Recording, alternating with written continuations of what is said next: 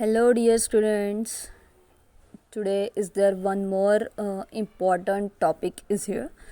Line, surface and volume integral. Okay, line integral म्हणजे काय, surface integral म्हणजे काय, व्हॉल्यूम इंटिग्रल म्हणजे काय, ते आता आपल्याला बघायचं आहे. ओके, सो लाईन इंटिग्रल त्याच्या नावातच आहे बघा. The integral of a point function along the curve line is called line integral. Okay, जो अलॉंग द कर्व असतो तो असतो line integral. The line integral of vector A along the curve from A to B is expressed as. मग त्याला express कसं करायचं, आपण integral घेतला आहे A to B A vector into D L vector और integration C A dot D L. मग इथे ए पण वेक्टर आहे आणि डी एल पण वेक्टर आहे. ओके, तो आपण त्याला तसं एक्सप्रेस करू शकतो. Which is the sum of the products of A and D L. Okay, तो ए ॲक्च्युली क्या है अपने पास वेक्टर आहे. ओके, जो आपण घेतलेला आहे तो, आणि डी एल हा आहे आपला line integral. Okay, carried along the same path along the same path from initial position A to the final position B. Okay, A पासून बी पर्यंत पोचेपर्यंत. So let us see the diagram. Diagram is very important here.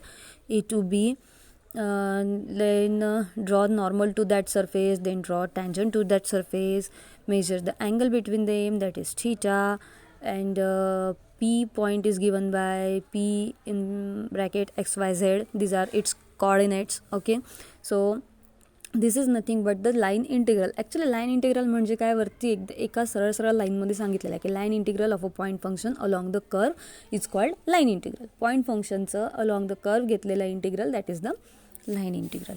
आता let see its explanation. Let curve A B is divided into the large number of small elements. We know that. आपल्याला मोठ्या गोष्टीचा study करायचा असला की आपण तिला छोट्या छोट्या पीसेसमध्ये आधी डिवाईड करतो.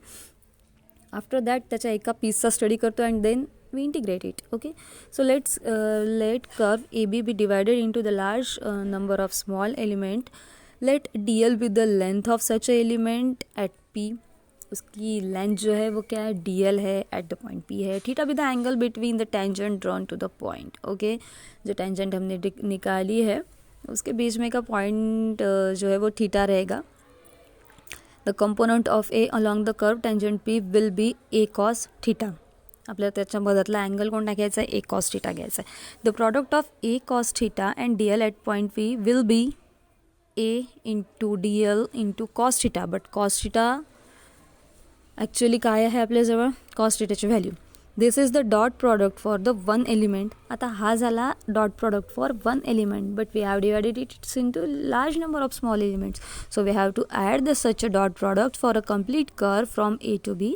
So we have to integrate the quantity along the curve from A to B. Then integral of this point function is integral A to D. Okay, सगळ्याची सम जर आपण केली तर आपल्याला इंटिग्रल मिळेल. Integral A to D L integration A D L along the curve from initial point A to the final point B of the curve is known as the line integral. Okay, so याला म्हणू शकतो आपण line integral.